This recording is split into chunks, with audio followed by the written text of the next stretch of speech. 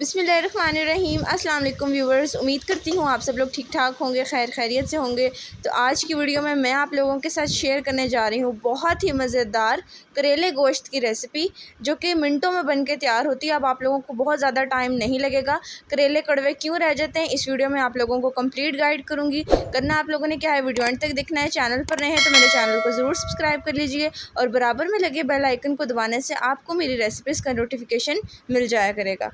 तो ये देखिए, बहुत ही मज़ेदार हमारे करेले गोश्त बन के तैयार हैं। इससे पहले भी मैं अपनी वीडियो में आप लोगों को भरे करेले बनाने की रेसिपी बता चुकी हूँ। आप लोग चाहें तो मेरे चैनल पे जाके देख सकते हैं। तो ये थोड़ी सी डिफरेंट रेसिपी है भरे करेलों से। इसको हम लोग काट के तो तब बनाएंगे। वीडियो का आप लोगों ने कोई भी पार्ट स्किप नहीं करना। तो चलिए आइए, without wasting any time recipe start करते हैं। तो ये देखिए गाइस, यहाँ पे मेरे पास गोश्त है। इट डजेंट मैटर कि गोश्त आप लोग बीफ का ले रहे हैं या मटन का ले रहे हैं। यहाँ पे मैं बीफ का गोश्त ले रही हूँ, आप लोग कोई भी गोश्त ले सकते हैं। आप लोग चाहें तो चिकन का भी गोश्त ले सकते हैं, it's totally up to you. तो ये देखिए, यहाँ पे मेरे पास करेले हैं। नेक्स्ट मेरे पास प्याज हैं, तकरीबन ये बड़े साइज़ के 4 से 5 प्याज हैं। देन मेरे पास 2 साइज़ के जो है वो मीडियम टमाटर हैं। तो ये सारे इंग्रेडिएंट्स हैं। तो चलिए आइए, अब सबसे पहले आप लोगों ने कुकर में गोश्त ऐड कर देना है, ठीक है, क्योंकि हम लोग इसको कुकर में गलाएंगे। नेक्स्ट हम लोगों ने इसके अंदर 2 मीडियम साइज़ के टमाटर ऐड कर देने हैं। मैंने टमाटरों के बीज निकाल के और उसका जूस निकाल के तब इसके अंदर टमाटर ऐड किए।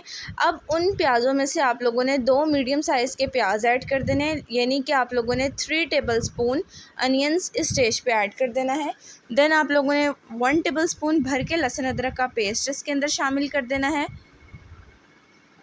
अब आप लोगों ने 1/2 टीस्पून इसके अंदर हल्दी ऐड करनी है। 1 टेबलस्पून रेड चिली पाउडर, यानी कि सुर्ख लाल मिर्च।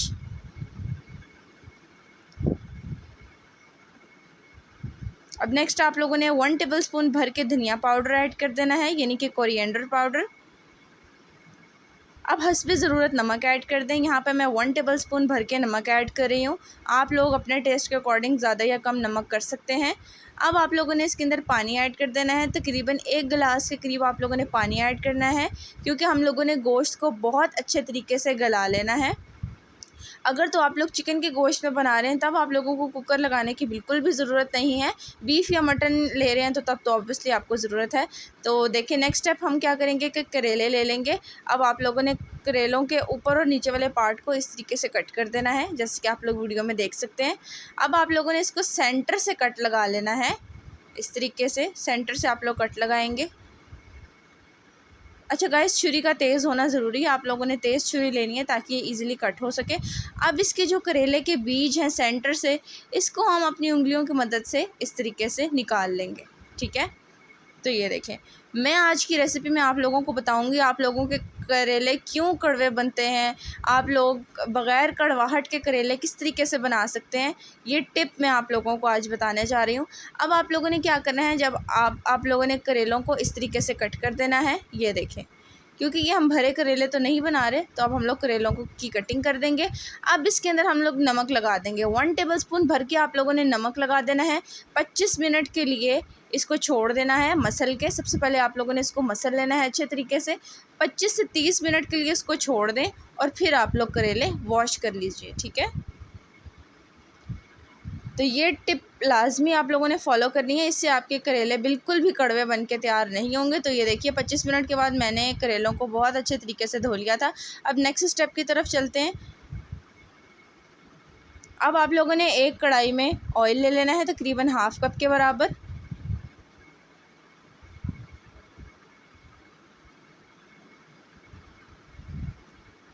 नेक्स्ट हम लोगों ने इसके अंदर करेले ऐड करके करेलों को अच्छे तरीके से फ्राई कर देना है। हमने करेलों को बिल्कुल ब्राउन कर देना है ताकि ये अच्छे तरीके से बिल्कुल फ्राई हो जाए। तकरीबन आप लोगों के 15 मिनट लग जाएंगे करेलों को फ्राई करने में। मैं करेलों को मीडियम ऑयल पे फ्राई कर रही हूँ। ये देखें, तो 25 मिनट के बाद ये देखें, करेलों की कुछ इस तरीके से कंडीशन है। ये देखें, अब यहाँ पे हम लोगों ने गोश्त को गला लिया था, तो इसकी भी कुछ इस तरीके से कंडीशन है। अब आप लोगों ने कुकर में ही ऑयल ऐड कर देना है, ठीक है। अब हम लोग इसको पका लेंगे। ऑयल ऐड करने के बाद आप लोगों ने इसमें 1 टेबल स्पून ज़ीरा ऐड कर देना है, 1/2 टेबल स्पून साबुत काली मिर्च ऐड कर देनी है और 5 से 6 आप लोगों ने इसके अंदर लौंग ऐड कर देने हैं। इससे एक बहुत ही अच्छा सा फ्लेवर आएगा हमारे करेले गोश्त में। तो ये देखिए, इसको अच्छे तरीके से मिक्स करें। अब दूसरी साइड पे हमारे करेले बहुत अच्छे तरीके से फ्राई हो चुके हैं, तो हम लोग करेलों को निकाल लेंगे। मैंने उसी कढ़ाई में जो है ना वो इसको कुक करना स्टार्ट कर दिया है। तो ये देखें, हम लोगों ने जो ऑयल ऐड किया था कुकर में, तो वो आप कढ़ाई में शिफ्ट कर दीजिए और अब आप लोग इसकी भुनाई स्टार्ट कर दें। 10 से 15 मिनट के बाद जब ये अच्छे तरीके से भुन जाए तो आप लोगों ने इसके अंदर फ्राई किए हुए करेले ऐड कर देने हैं और जो हम लोगों ने प्याज बचा के रखे हुए थे वो स्टेज पे आप लोगों ने ऐड कर देने हैं। जब आप लोग प्याज को करेले के साथ ऐड करेंगे तो प्याज की अपनी एक स्वीटनेस होती है, उससे आपके करेले बिल्कुल भी कड़वे बन के तैयार नहीं होंगे। ये सेकंड टिप थी इस रेसिपी की कि आप लोग बग़ैर कड़वाहट करेले किस तरीके से बना सकते हैं। ठीक है, करेलों को जब भी ऐड करना है आप लोगों ने गोश्त में, आप लोगों ने प्याज के साथ ऐड करना है।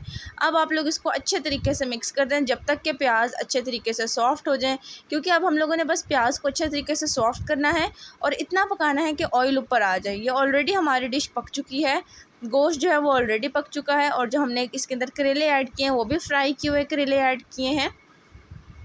तो ये देखें, अब आप लोगों ने इसको ढक के छोड़ देना है तकरीबन 15 से 20 मिनट तक। तो ये देखिए, अब 15 से 20 मिनट के बाद ऑयल आप देख सकते हैं कि कितने अच्छे तरीके से ऊपर आ गया है और प्याज जो है वो हमारा ट्रांसपेरेंट हो गया है, बहुत ही ज़्यादा सॉफ्ट और नरम हो चुका है। अब आप लोग इसको अच्छे तरीके से मिक्स कर लें, हिला लें। अगर आप लोग इसके ऊपर गार्निश के लिए कोई धनिया पुदीना ऐड करना चाहते हैं तो आप लोग कर सकते हैं, लेकिन मैं यहाँ पे ऐड नहीं करी। तो लीजिए गाइस, बहुत ही मज़ेदार हमारे करेले गोश्त बन के तैयार हैं। अगर आपको लगता है इस वीडियो में मैंने आपको कुछ सिखाया है तो मेरे चैनल को सब्सक्राइब करें। इंशाल्लाह ताला मिलूँगी मैं आप लोगों के साथ एक नई वीडियो में। तब तक के लिए अपना बहुत सारा ख्याल रखिएगा। वीडियो देखने का बहुत शुक्रिया। मिलूँगी मैं आप लोगों के साथ नई रेसिपी में। तब तक के लिए अल्लाह हाफ़िज़ and thanks for watching my video guys.